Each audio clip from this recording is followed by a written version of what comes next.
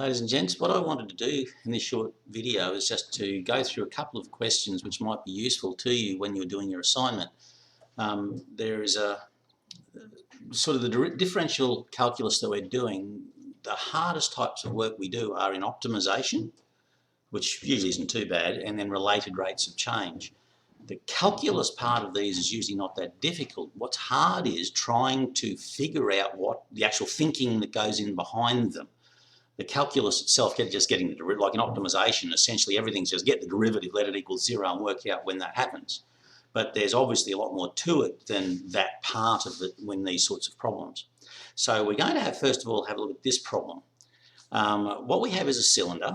It's got to hold a 1 litre of water. That means its volume is 1 litre.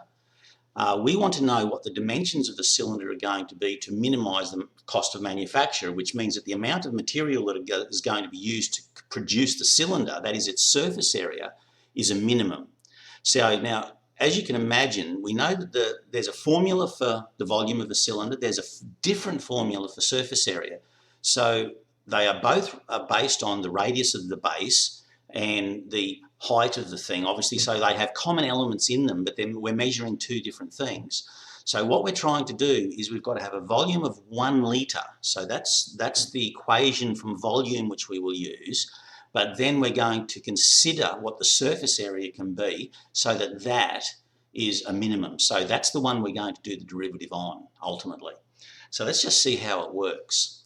Now, first of all, from the information we're given, we know that the volume of the litre is always 1 litre, the cylinder. Now, we know the volume of a cylinder, it's the area of the base, which is a circle, so that's pi r squared, times the height of the thing, which is altogether 1,000 centimetres squared. We'll use centimetres cubed basically to ensure that we've got nice big numbers when we're working with small decimals. Now, so we define, if I was solving this, we've got to define what things are. So r is the radius of the base and h is the height of the cylinder. So transforming everything, what we get is h is equal to 1,000 over pi r squared. Now what we're looking at here is if I'm going to develop a formula for surface area, I want to develop an equation which says surface area equals something, a heap of junk on the right hand side. The number of letters that I want on that right hand side is just 1. If I've got more than 1 letter over there, it's going to be problematic, because if I'm going to get the derivative of the surface area and then let that equal 0, I've got to have surface area equals something with a single letter, and I get the derivative with respect to that letter. Now, it wouldn't matter if you were using h or r in the long run. It would work in essentially the same way. It's just easier to work with h, because obviously if I left r on the left and transposed to get h on the other side, because it's r squared, I then have to get the square root of everything on the right, which makes it a lot more complex. So let's just work with that. Remember that equation for the moment. H, the height of the cylinder, must always be 1,000 over pi r squared. Next, we know the surface area of a cylinder is that. If you break it up into its parts, it's got a bottom, which is a circle, which is pi r squared. It's got a top, which is another pi r squared, so that's where the 2 pi r squared comes from. And then it's got the curved bit around the outside. Now the curved bit, the area of that is the circumference of the base, because that's the edge of, that's the one edge of this curved bit, times the height. The circumference of the base is the circumference of the circle, so that's 2 pi r, multiplied by the height of the thing. Because we all know that if you take a cylinder and you take the curved bit around the outside and you flatten that out, it's just a rectangle. So that's what that bit there is for. Now, we've now got an expression for surface area, but as I was mentioning earlier, you notice there are 2 variables in there. There's an r and an h. I've got an equation at the moment which says that S, big S for surface area, equals 2 pi r squared plus 2 pi rh. I've got an r and an h, so I've got to reduce that to a single variable so that I can use calculus on it to keep it simple. So let's just explain how that, or remind ourselves how that works. So the 2 pi r squared comes from the top and the bottom of the cylinder, and the 2 pi rh is the curved bit around the outside, and them added together is the total surface area. Now, we've got our formula for surface area, but we remember up here in the earlier part of the problem, we had an expression for h in terms of r. So therefore, I can now replace the h here that I've got right there. Let's do it in blue. That h there, I can now replace with this expression here, and I'll end up with a single variable on that right-hand side. So do that. We see now that the r's then cancel out of the expression there on the end, from there and one of those, and we end up with S is 2 pi r squared plus 2000 over r. So now I've got a nice simple equation for the surface area in terms of r. Now, as soon as you get to that point, your problem's solved. You notice we haven't done anything to do with calculus at the moment, and that's what makes optimisation and related rates of change challenging, is because once you get the formula like we've got now, in optimisation, you know, you just get the derivative, let it equal 0 and work out what that gives you. It's getting to that point which is the hard part. Now, so continuing on, if I graph that, I see up in the top right-hand corner there, I've just drawn the graph. If you graph 2 pi r squared plus 2000 over r, surface area on the vertical axis, r along the horizontal, that's actually the graph there. So you can see there is our minimum point. So if the radius is there, that will give me the minimum surface area of the cylinder, which will mean it'll be the cheapest to make it because I'm not using as much material. So now we just have to work out what that point is. So from this point on in optimisation, it's always the same. Once you've got your equation with the thing you want equals some other letter, get the derivative, let it equal 0, work out what r is from that point. So the minimum surface area when dsdr equals 0.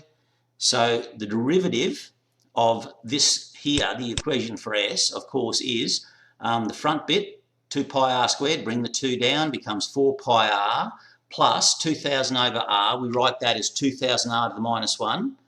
Minus 1 comes down, decrease the negative 1 by 1 goes to negative 2. So it becomes 2 minus 2000 over r squared. R to the minus 2, really remember, puts it in the bottom. So we now have an equation equal to 0 with just r's in it, so I can work out what the radius is. So put it all over r squared and we get that. We know that a fraction must be 0 when the numerator is 0. So pi r cubed minus 4 pi r cubed minus 2000 must be 0. Divide both sides by 4. I did that in my head. So pi r cubed minus 500 must be 0. Take the 500 over, take the pi down to the bottom, get the cube root, and there's your answer. So the radius must be 5.42 centimetres. Now the thing is, the question asks what dimensions, which means I need both r and h. So to get h, I now take the value of r that I've got and substitute it back over there from the equation that I had for h, put it in and it comes out to 10.84. So the dimensions to make a cylinder so that the surface area is a minimum, when that cylinder's got a volume of 1 litre, we know that the dimensions are 5.42 for the radius of the base and 10.84 centimetres for the height. There we go, we've done that problem. Now, most optimisation problems are the same as this. Notice the back end, the calculus was dead set simple. Getting to the point where you can use the calculus is the hard part, and that usually involves our normal algebra and our things that we know about the context, because these sorts of problems are usually given in a real world situation. So some of the maths, even the maths leading up to coming up with our formula for surface area here, was really basic. It's just the volume and surface area of a cylinder, which we learnt way back in high school somewhere, probably about grade 9. Right, so it's the thinking that comes into these which makes them challenging. So there's an optimisation problem. Let's have a look at another optimisation problem. In this one, I've got a rectangular paddock. It's 3 kilometres in perimeter, because it says here I have 3 kilometres of fencing. So the perimeter, the amount of fence around the outside of the rectangle is 3 kilometres, and it's asking what's the maximum rectangular area I can have that I can fence with this 3 kilometres of fencing. So we set up our drawing, always draw one of these things to start. So I put up my rectangular paddock. I call the sides just L and B for the length and breadth. Make sure they're different at this point, because you don't know anything about whether they have to be the same or anything and you can't assume it. So I've called one L and one B. And then we know that the perimeter, based on the information, we generally in these optimization problems, they will always give you something like that, which is a piece of information to start from, a specific concrete piece. So start from that usually, and it'll give you something that you'll have to use later on. So that we know the perimeter of the rectangle, it's 2 lots of B, because we've got 2 sides, 2 breadths, and 2 lots of L added together. Those together must be 3,000. Right, so I've defined L and B, where L is the length in metres and B is the breadth in metres as well. So what this allows us to do, and similar to the last problem, is we're ending up with L, in this case, expressed in terms of B. You could just as easily have done B in terms of L. Now, the reason we're doing this again is because the thing I'm working with is the area. I know I need maximum area. That means I have to get the derivative. I have to generate an equation for area. Area equals something. Get the derivative of it, let it equal 0. The problem is I need the area in terms of a single variable.